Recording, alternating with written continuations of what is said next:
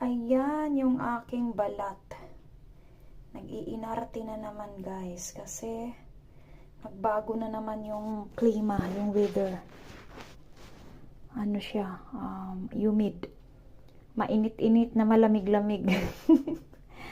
Ayan, kabilaan niya, nangangati na naman ako guys.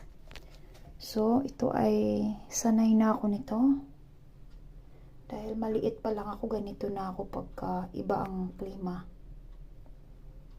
Ayan o, makati siya. Meron din yan sa tiyan ko.